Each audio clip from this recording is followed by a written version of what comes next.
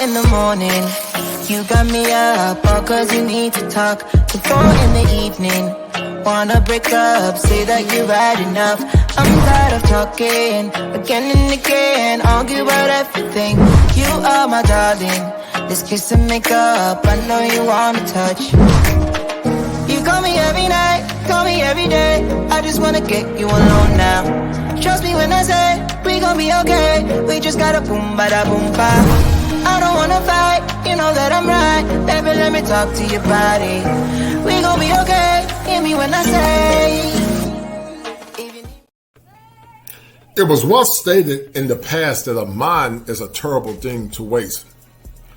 There was a powerful live stream yesterday by Glendon Cameron, the lead attorney, and also my dear friend Anton Daniels, in their prognostication of the behaviors that were more or less discussed concerning Glendon Cameron.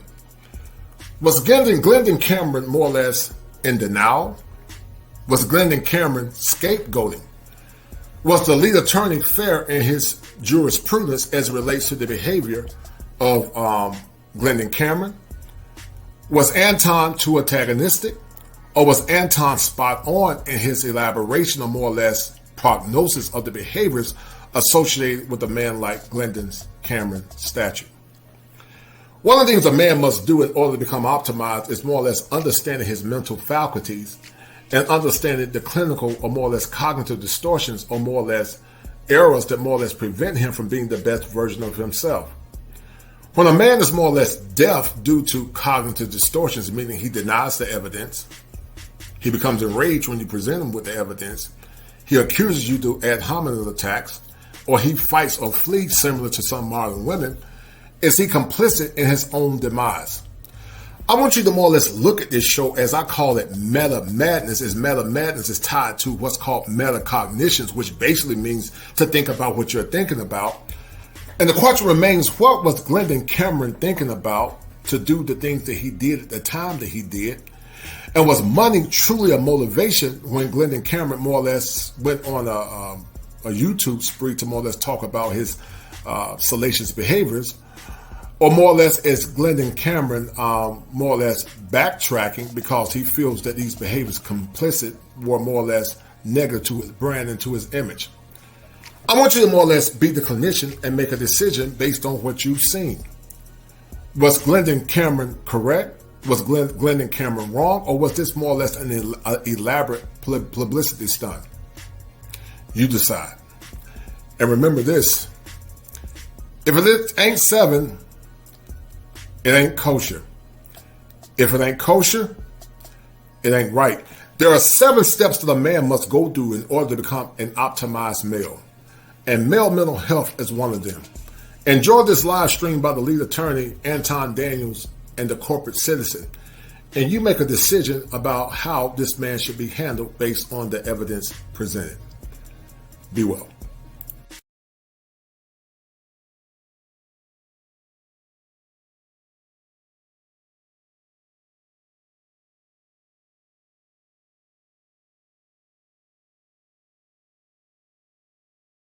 So that was one experiment, because one of the things I wanted to do with this new male content is just separate myself from everyone else, because there's a lot of male content channels out there.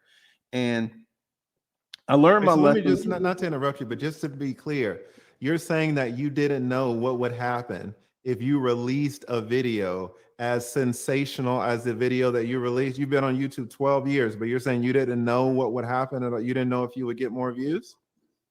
Yeah, because like I said, I put out videos that shocked me that did 100,000 views. And once again, like I said, my hopes was it would be more inflammatory, and it wasn't.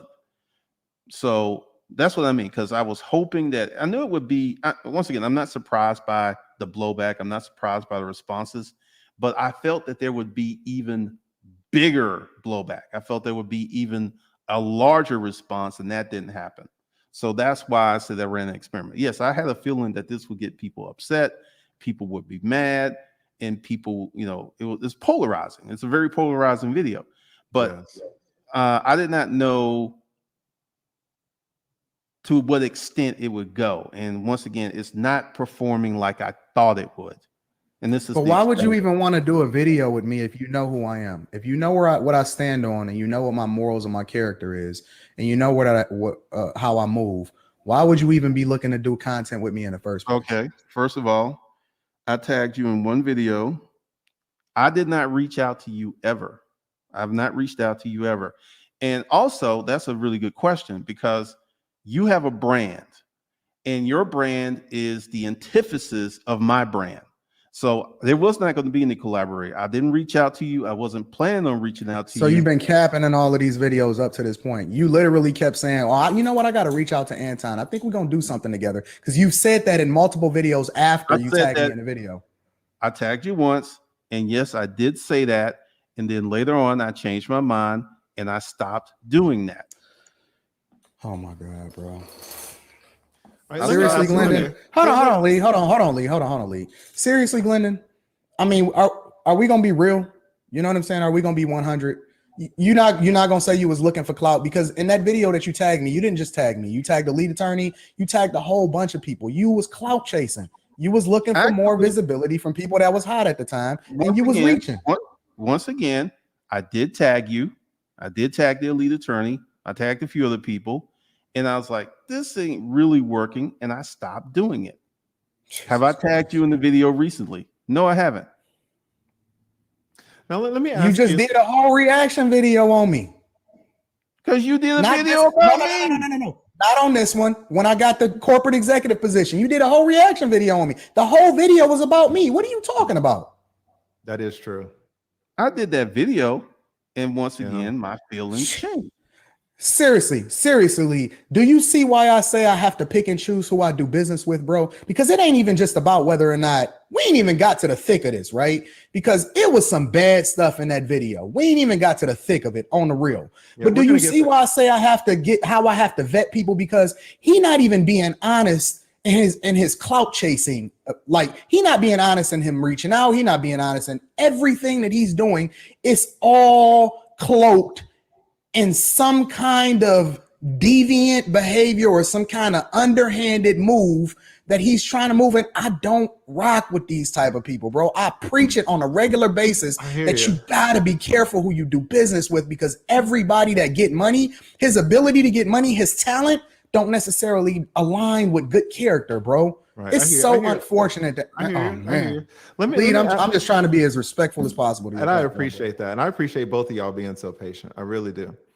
Let me ask you this, Glendon, because this kind of comes up too, and Anton is hinting at it as well. This whole, we'll call it an experiment in making a very polarizing video.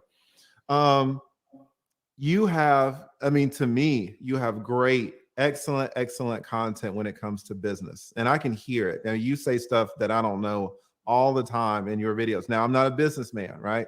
But when I listen to your content, when I listen to Anton's content, I really learn. Also, I could easily look up to you as a content creator because you have 100,000 subscribers. That's hard to get. And you might not know, but I'm trying to follow in the footsteps of our boy, O'Shea Duke Jackson. We all rock with O'Shea, right? Yeah. And O'Shea put me on, and he set an example for me of helping other people come up. And so I've started, helping other people with their YouTube channels.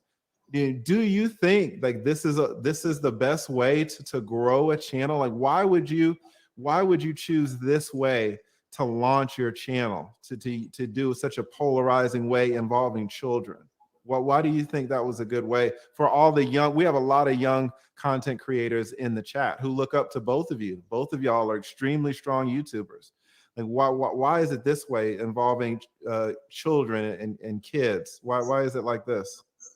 Once again, this is, you are relatively new to YouTube and you haven't seen the old content. This isn't a radical departure from my older content. The only thing that was different was I dropped ages, and I've never done that before. I've put out that type of content on YouTube for 10 years. So this isn't a radical departure from what I'm doing. I just threw a little extra wrinkle in it.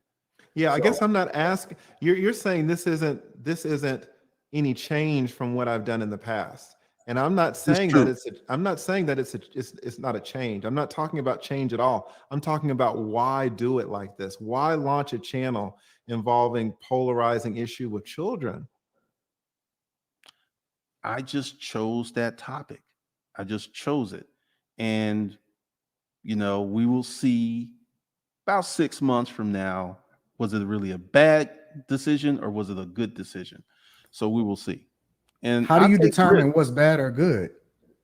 How the channel Or performs. is it so you only care about the numbers? You literally only care about the channel numbers, the money, whatever. The only thing that you determine whether it was bad or good. What about the impact? What about the fact you literally just gave a blueprint to predators? You gave the predator blueprint. Yo, if they got good parents, you want to stay away from them. All of this other stuff that you said, none of that matters. That wasn't a predator blueprint. That wasn't a predator blueprint. Because one of the things that I was doing, and like I said, we will see in the future, will this have a deep impact? And that's a good point that you made about impact, because Disruptive Male had a serious impact, and I want to duplicate that with this new channel, but I want to separate myself from the other content creators, because you think, once again, you think that's bad, and that's your opinion. I'm not going to have any truck with that. But once again, I have built, because Disruptive Male was doing really well, and then I started to get a lot of hate. And then I realized that I had built the channel incorrectly. And what I mean by that is, and this is something that both of you probably will find out if you don't already know it. How you build your channel is how you draw your audience. And we don't care about the channel. I'm talking about the information that you put out. Why would you tell somebody if they have good parents and stay away from them? One of the chicks I was dealing with was what's it called, an emancipated teen. And she made her own decisions. What I was saying was, if you're dealing with someone who's still very childlike in the mind, you probably don't want to mess with them. Because, I don't know if you got what I sent you. And, if you didn't, I'm not going to worry about it. But one of the things that I did get it. It was very long, so I didn't get a chance to read it. Yeah. A girl in high school sent me that. And one of the big things that happened in that video was the lack of assignment of culpability to people for making decisions. And once again, I know y'all going to disagree with me, and I'm going to say it anyway. All 16, 17, and 18-year-olds are not the same. There are some that are very childish, really still immature, and there are some who are damn near predators. And one of the things... The children are predators? Yes, some of them are. But you said that you wouldn't consider your behavior or R. Kelly's behavior predator behavior. Well, if you look at the title of the video, I could have been a predator. I looked at what you said. You said that you would not consider that predator behavior. I'm talking. I could have been a predator, and I will give you I had girls in high school sending me dirty, explicit pictures, all this other stuff, and I would just delete them. I could have easily been a predator if that was my orientation. Let's talk about this for a second, because you mentioned that there was 15 in your first video. You mentioned that, and you changed it in the second video. So I'm going to get there. But in the first video, you said that there was a 15-year-old. You said, quote, "We were just talking and stuff. I just talked to her. She'd send me dirty pictures. She was running, 100 miles an hour." Right. Then in the second video, you said, well, because now I think we can all agree that's a crime in Georgia, guys. That's actually a crime. I actually never met her. I never chatted. I mean, we talked because I didn't know she was 15 until a little later, and that was one of the issues. Yeah. So we talked. Well, let me just jump in. What I'm telling you is, if you're talking and getting nudes from a 15-year-old, that is a crime in Georgia. That's the sexual exploitation of children. Yes, it is. It's a felony grade crime, and it goes from 5 to 20, right? 5 years to 20 years. And once I found out she was 15, I stopped talking to her and I deleted the pictures. Gotcha. All right. But still, even if you don't know. I know. A lot of men have gotten caught up because they were talking to a girl. They didn't know how old she was. And the law don't care. The law doesn't care. Right. And I was like, you're 15. She says, but I'll be 16, I think, in May. And I was like, that doesn't matter. You're 15 now. I can't keep talking to you. And I Wait. Now I'm confused because you're saying, well, when you found out she was 15, then you deleted the pictures and you stopped talking to her. But you Yes. said in the second video that she actually wasn't 15. You said that she was 16 and you just lowered the number to make it more polarizing. Well, I lowered the numbers of the girls and her mother, and not that one, because there were many girls. So not that one in particular. But this happened all of the time. I would be talking to a girl and I would find out how old she was, and I was like, okay. And it was the policy. I would just go ahead, block their email, delete their pictures, and keep it moving. This happened a lot. So the 15-year-old that you talked about in the first video, she actually was 15. But when you found out she was 15, then you stopped talking to her and deleted the videos? Well, I didn't have videos, just pictures. I'm sorry. You're exactly right. Deleted the pictures? Yes. Okay. How do you feel about that, Anton? I think it's nasty. It's so nasty, man. And I think maybe it's, you know, the ironic thing that I'm trying to figure out, because I say this regularly. I say I need to be the man that I would want my daughter to marry, right? I'm a reflection of the thing that I would want my daughter to marry. And I've heard Glendon admittedly say that he has a daughter. And so I'm so confused because TLA, one of the things that you said in this show was that, you know, one of your blind spots or handicaps, so to speak, figuratively speaking, was that you don't have kids, right? So you don't understand what it means to truly love and be passionate about the well, you know, sons are different. They rough and tumble. You want them to go through stuff or whatever, so on and so forth. I had a young man that I almost adopted. That was my nephew that lived with me. And I wanted to push him. I wanted to go through stuff. You know what I'm saying? Whatever. But daughters out of your own, that's yours. And then you can sit here and justify the idea that you was sitting there in grave detail talking about it ain't nothing like going with a young girl and she's 17 and I did her about 15 times. And even after she told me she was 17, I kept doing it to her, but you was a lot more graphic and all of this stuff. You have a daughter, bro. That don't bother you? Like, even outside of the law, outside of what was, because slavery was once legal, that don't mean that it was right. We're talking about morals and ethics and character. That don't bother you, bro? Honestly, that you got a daughter? My daughter and I have a very special relationship. And she kids me. She's like, hopefully you won't be dating someone my age. So my daughter knows who I am. She accepts that, and I accept her. And she makes her own decisions.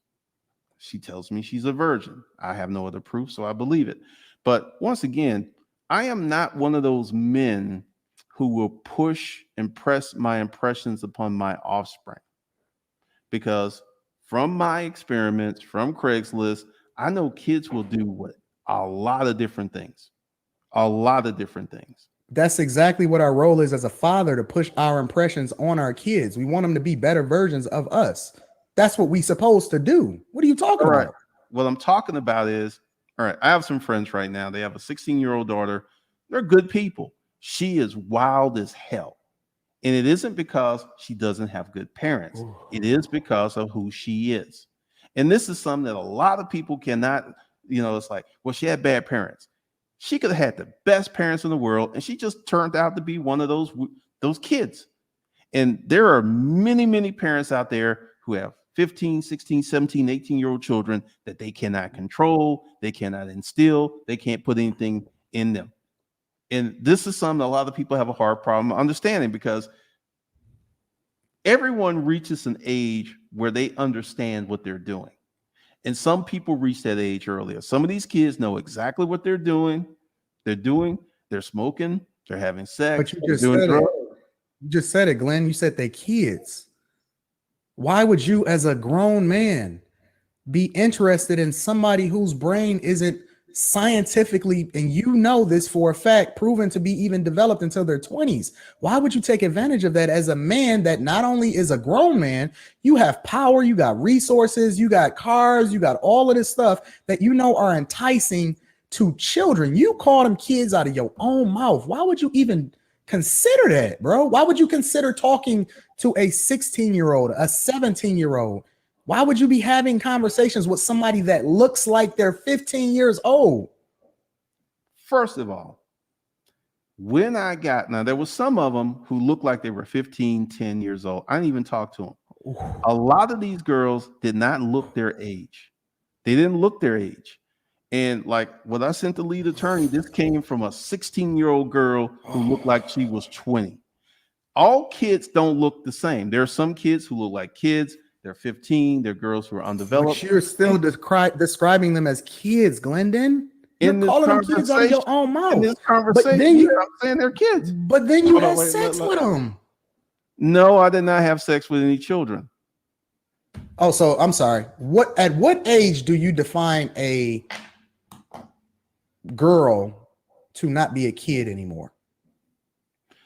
That's a really interesting question, because there could be someone who could be 18 who could still be a kid, very much childish, very much immature. There could be someone who could be 16, like the one who was 17 that I was messing with. She had her own place, her own car, and a job. I did not know she was 17. Glendon, you literally advised guys to stay. You said you found a 17-year-old out of your own mouth, word for word. You started doing research on her on social media. You noticed in some pictures that her parents were around and that she had a strong family. That was a different girl. It's a different girl. And she had a strong family structure. I didn't mess with that girl. But you said that you knew she was 17 and you did research on her and you found out that she had a strong family structure because she was taking pictures with her parents. And that's one of the things that you decided that prompted you to leave her alone. That is predator. You're hunting. That is predator behavior, bro. That is literally the definition of leaving her alone is a predator. I mean, I want you to But you only left her alone because she had a strong father and mother in the picture with her.